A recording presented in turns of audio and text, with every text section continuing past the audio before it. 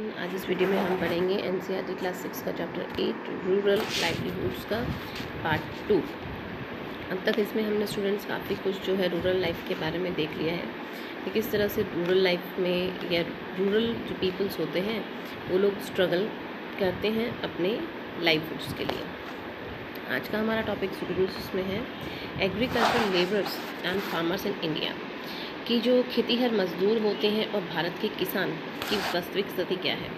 In Kalpakattu village there are agriculture labourers like Tulsi and many small farmers like Sikkar and the few big farmers like Ramalingam.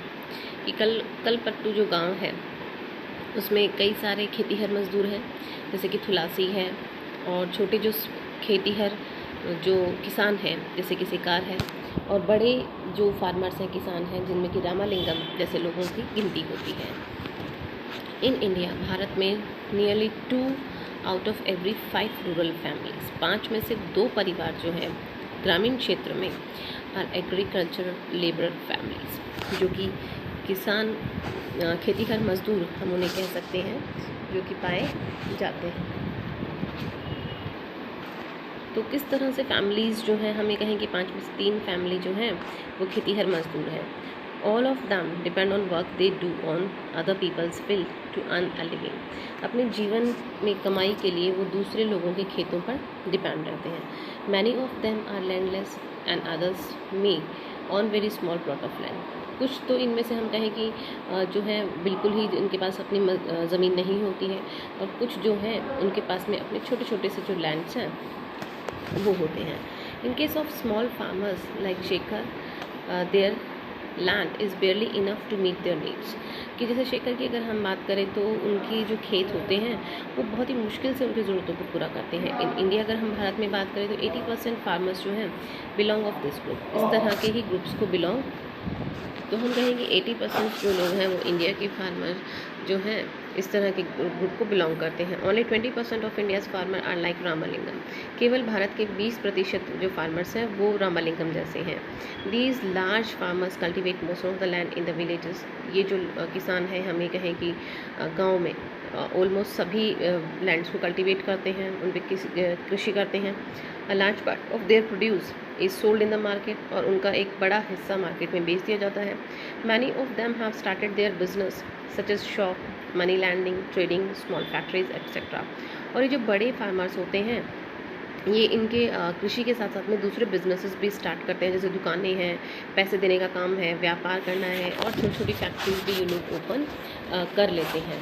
फिर यहाँ पे एक छोटा सा दिया है trace farming in the Nagaland. Trace farming जैसे पिक्चर यहाँ पे दिया हुआ है, जिस तरह से ट्रेसिंग की हुई है। This is a village called Jami which is in Phek district in Nagaland district का ये एक पिक्चर यहाँ पे दिया हुआ है।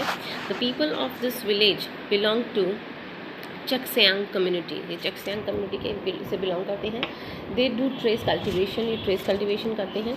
दिस मीन, इसका मतलब है that the land on a hill, कि जो ज़मीन पर्वतों पे है, इन slope is made into flat plots.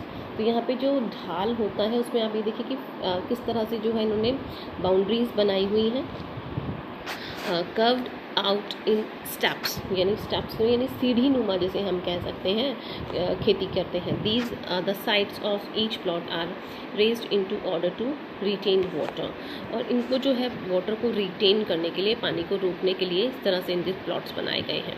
This allows water to stand in the field, इससे पानी जो है वो खेत के अंदर रुक जाता है। Which is the best for rice cultivation, और ये धान की जो खेती होती है, चावल की जो खेती होती है, उसके लिए सबसे बेस्ट माना जाता है। The people of Chizami have their own individual fields, इन लोगों के खुद के खेत होते हैं, but they also work collectively in each others fields. लेकिन ये सामूहिक रूप से हम कहें तो दूसरों के खेतों में भी काम करते हैं हेल्प के लिए।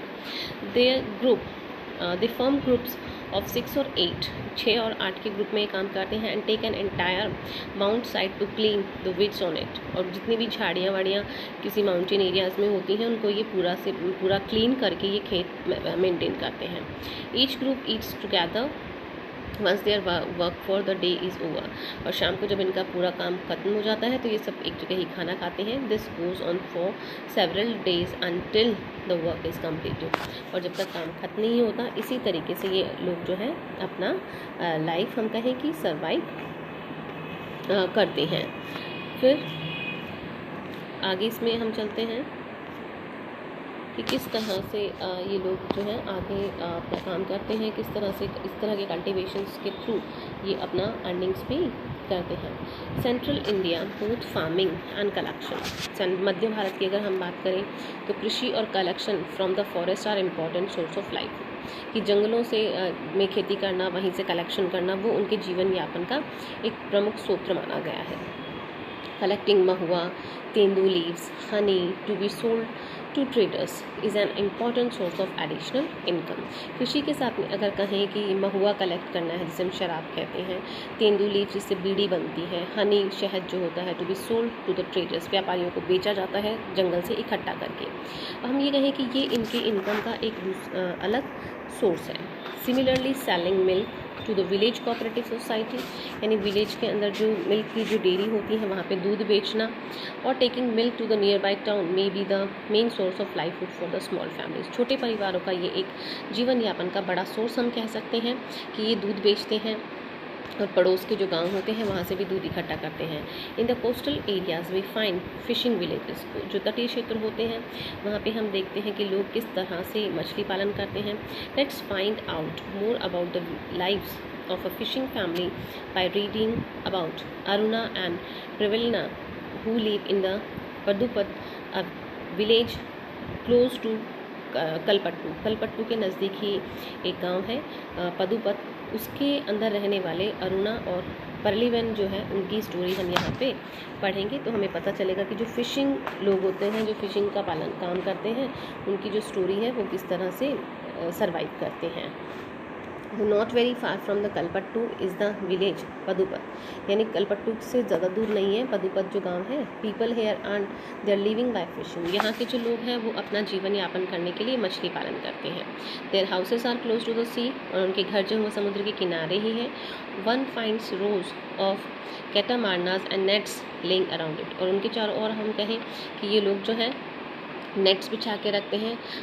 Eight about 7 o'clock in the morning there is a lot of activity on the beach, सुबह के 7 बजे जो बीच होता है, तट होता है, वहाँ पे कई सारी एक्टिविटीज़ शुरू हो जाती हैं।